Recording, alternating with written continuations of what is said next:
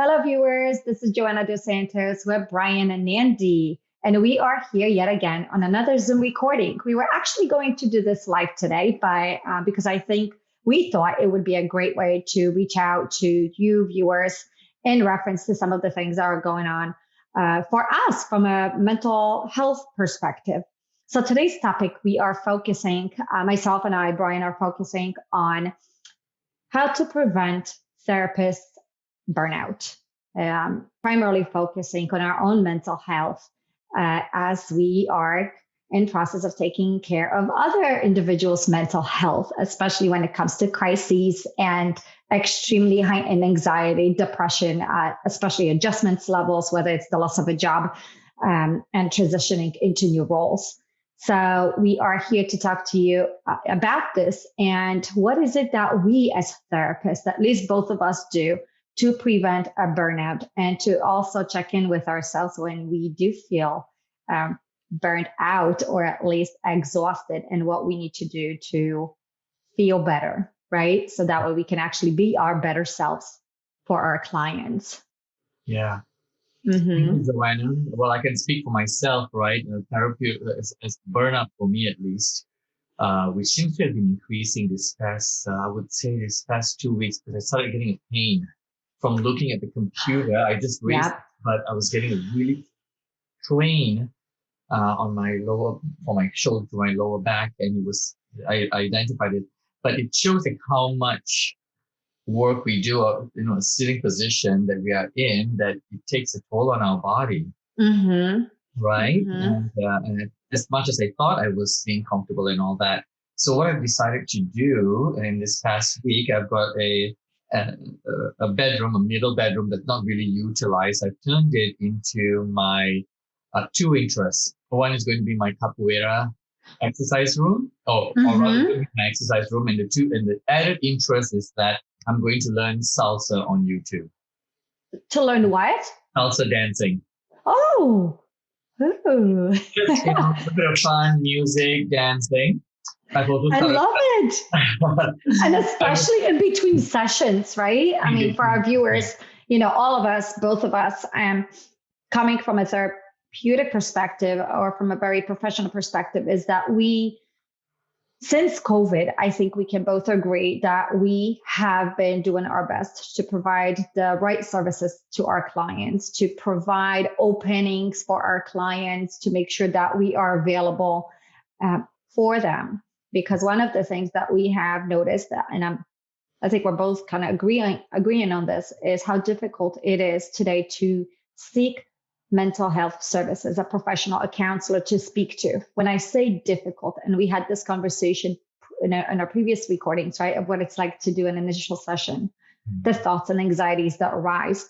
But what I mean about difficult is because due to COVID, I would say many therapists are booked.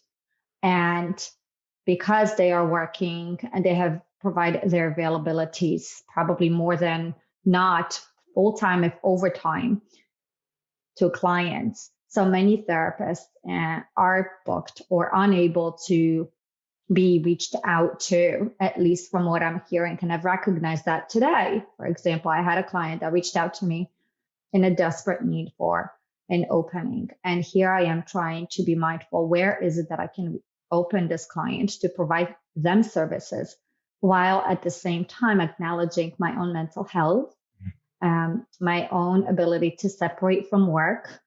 And so that way I can have that balance. And I think we both agree that it can be difficult at this time. Yeah, I think that a really important skill for therapists or whoever who seem to be extended in their work hours, especially as providers or caregivers, right? At least for me, I have a little sticker up there: "Am I attending to my needs?" Yeah. Am I attending to my needs? Otherwise, we give and we give and we give, and then we can run out of what we can do. Right. And one of our strengths, I think I think because we've known each other for such a long time, is empathy. And one of the burnout symptoms is lack of empathy. And I know for myself, I don't want to lose that. I want to be able to empathize with clients and be there for them when they are expressing, their needs, their anxieties, their losses. Yeah, exactly. Compassion fatigue, as they say, right? Yeah. Also, empathy and compassion, forgiving. And I think sometimes for a reflective word and that I often use also, what's the next loving thing to do for me? Because sometimes we can be divided between what's the next right thing to do and what's the next, so for me, a softening of that term, because sometimes we can feel like the next right thing to do is to help this client. And so what's the next right thing to do for me? Otherwise, the brain could automatically say, what's the next right thing to do for a patient? Right. And I think one of those things is, right, you're saying like the ability to check in with yourself, right? So we're able to listen to the client and their needs, to not lose the focus, because I think the burnout can sure prevent that. I'm almost trying to check in with myself if I ever felt burnout. And I think I could say that probably when I was doing my tune in. Is that a heart or tune in? That's a heart. Ah, how beautiful. Tune into your love yourself, right? So yes, and for our viewers, I think we can say we are the first responders when it comes to the mental health perspective for clients. Not to take it away from, of course, the hospitals and the first responders, the firefighters, the police officers, because they sure have a very big job, tremendously. And they have to face a lot of different feelings associated with those jobs. So we are talking more from a perspective that our schedules are not necessarily 9 to 5. It would be great, but maybe for some, we're able to do it. But I think, once again, we're talking from our perspective where we are able to provide our services to clients at all times, or at least to a specific time where we're able to also separate, right? The ability to work late, but also ability to go home to our families. And now that we are working from home, the ability to step out, because once you get into the momentum of work, yes, like, the next thing, the next thing, the next thing. And let alone what I'm feeling is technology burnout, at least from the perspective of emails and text messages and phone messages. I almost need an allotted time just to be able to hear them and respond to them. Can take up some time. Right. And you also said technology, right? So technology burnout. And I'm sure we've mentioned this at some point. Many individuals are talking about this. The neck pains is the ability to take a break or rest in between your clients. Physically, when we were in our offices, we were able to get up in between clients, run to the restroom, chitty chat in between sessions, right? Now it's more 10 minutes, take care of our paperwork, whatever it is that we need, get up, stretch, and probably go back to sitting down.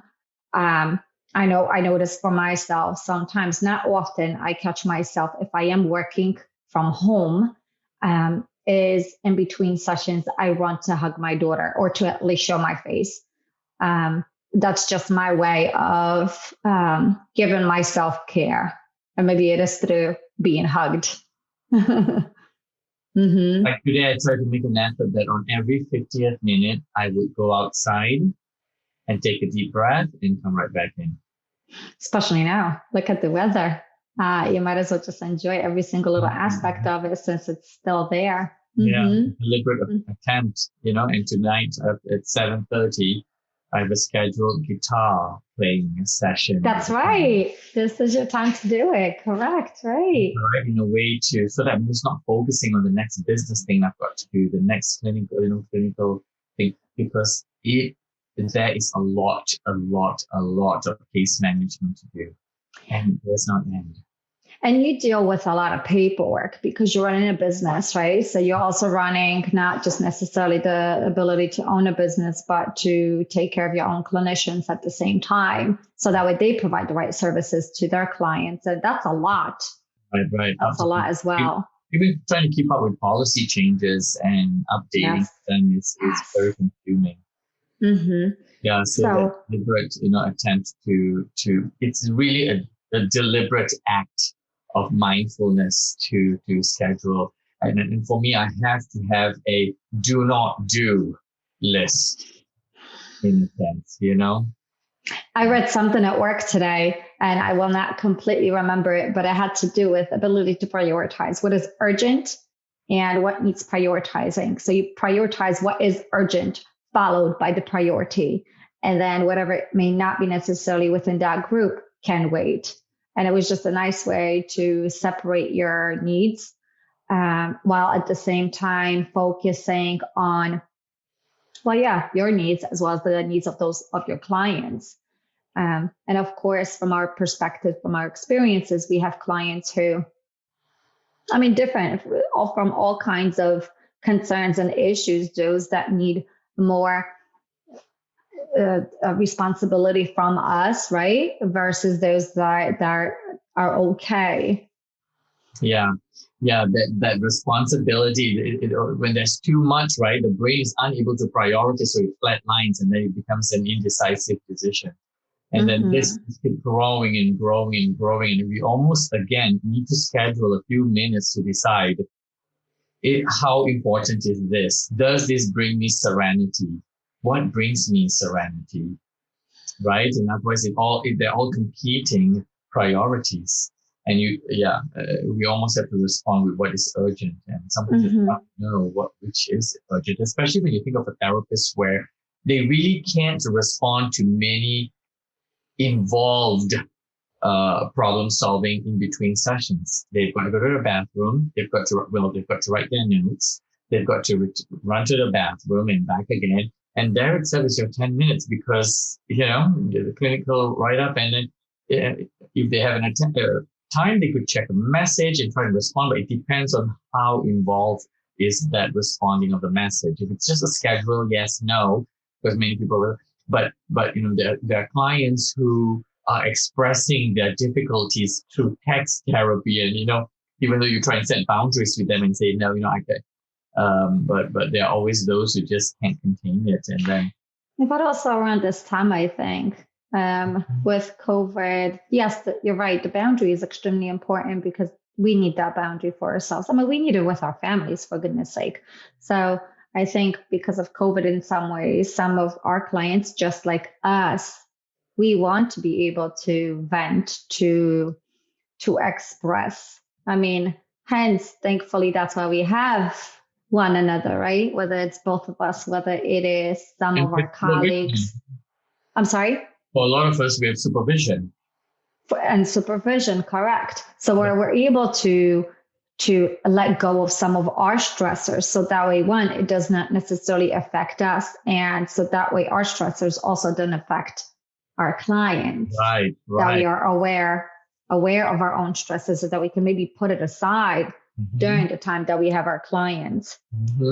Right. And listeners who aren't aware what supervision means, it's meeting with another therapist, a licensed clinical but supervisory therapist, where you speak about your cases to kind of get a check-in so that we can differentiate, wait, is this my stuff or is it the client's stuff? Because some cases where they overlap, and then, our stuff can color what we're saying, or we can. It's almost like that's the beautiful part of therapy, but yet the most difficult part of therapy is being able to check in, wait, is this mine or is this not mine?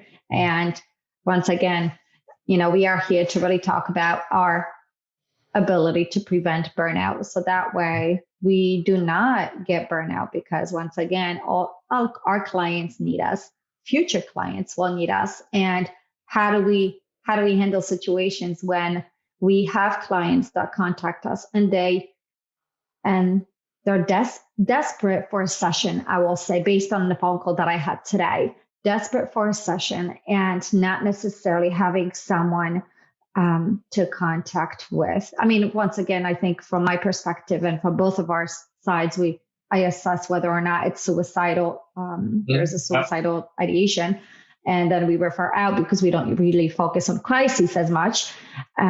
that the clients are aware of that. But I think for me, and I'm talking from my perspective, is how do I find that window? Because I do want to help this client. I want to be able to minimize their anxiety, because that's the first thing that I feel like I notice, anxiety or that load, the depression side, and help them at least feel better. And I do it. We had that conversation too. We do it on the phone a little bit before scheduling that first session. So at least it minimizes their anxiety and depression. But once again, I'm thinking from a COVID perspective, from being a first responder, and ability to provide services, whether it's full-time, overtime, and yet at the same time, not get burnt out. Yeah. I think that desperation compels us. It pulls, right? It pulls and on our empathetic strings, and it's really, really, really hard to say no.